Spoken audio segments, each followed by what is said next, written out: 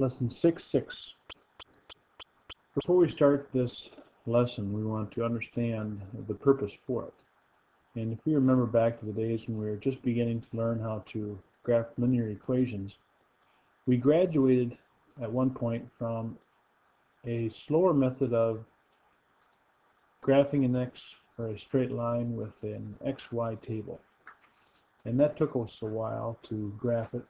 It took practice. But what we learned is that we could change the equation so that we could graph something much more efficiently. And that is when we took the equation that was initially in standard form, as this is right here, and we solved for y. And when we solved that for y, we had a new equation. And we graphed it as y equals mx plus b. Now, when we solved for y, we had some perks. We had a given slope. And we had a y-intercept. Noting that to graph a line we only needed 2 points, this provided us some key information that allowed us to graph a line quickly and efficiently. Today we're going to talk about quadratic equations and making its standard form more efficient to use. Now, before I do the modified version, I want us to remember some key things, that there are perks to when a quadratic equation is in standard form. We've been practicing this for quite a while now. We've said that if A is positive, then we know that it opens up. If A was negative, we know that it opened down. We know that if it opened up upward, it had a minimum at the vertex. We know if it opened down, we had a max at the vertex. We also knew from C the y-intercept. But that was about it. Now remember that we had to rely on x equals negative b over 2a for the line of symmetry. And we had to plug that into our equation, our quadratic equation, to get the y value, therefore finding the vertex. So it had some perks, but it also took some work. The modified version of the quadratic equation is of the form y equals a x minus h squared plus k. Now this is called vertex form. So where before in linear equations we called it slope-intercept form, for quadratic we call this vertex form. And we call it that for obvious reasons.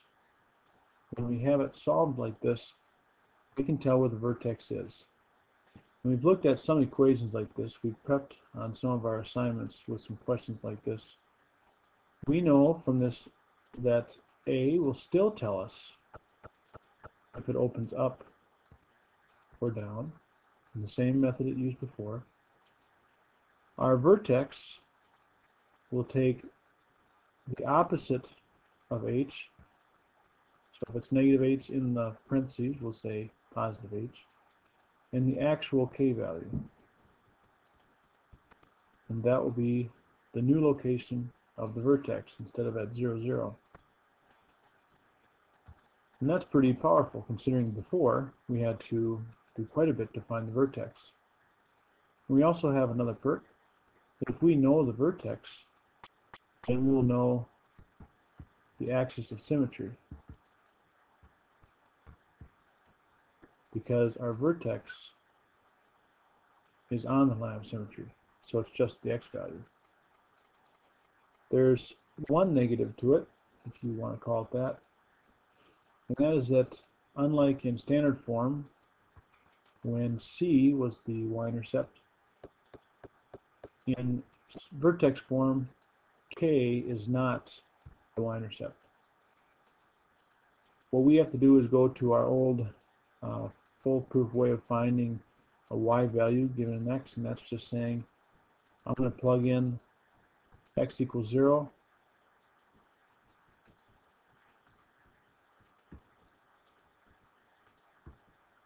and whatever I get for y, when I plug 0 in for x, I'll get my y-intercept.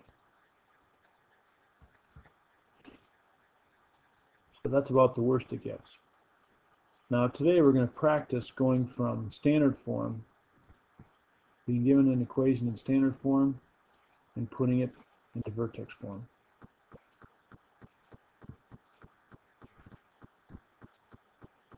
Now, I already talked to you about the perks of the vertex form, so that's what I was going to put in this box, but I mentioned it to you already.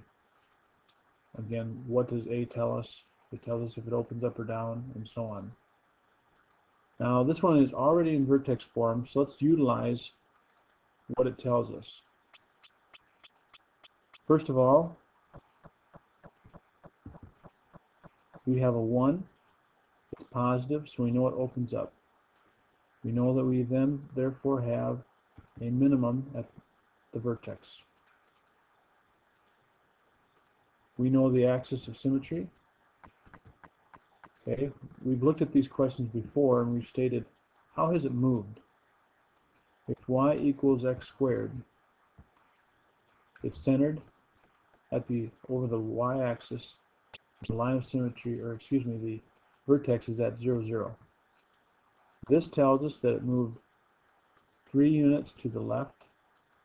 Pardon me. Gotta be careful here. It's the opposite of what it says. It looks like it's going to move 3 units to the left, but it moved 3 units to the right. Glad I caught that. And 2 units up. That means that it went 3 units over, 2 units up, and we have a new vertex located there. Again, it's called vertex form for good reason. We know what the vertex is. It is now located at 3, 2. The perk of knowing the vertex is that the axis of symmetry will be equal to the x value, because it has to lie or go through the vertex. Again, unfortunately, we do not know the y-intercept, so we will say x equals 0 and find out what it is. 0 minus 3, quantity squared, plus 2. Negative 3 quantity squared, plus 2. 9 plus 2, which is equal to 11. This is the y-intercept. So if we were to graph this, we have an axis of symmetry at 3. We have a vertex at 3, 2.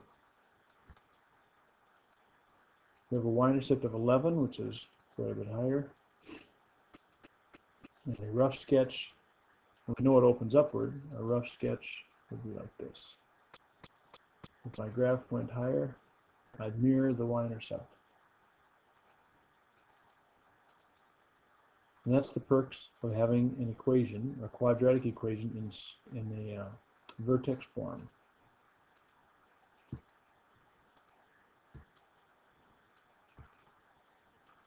want to stop it now and consider this part A. We'll move on now to part B on our next YouTube.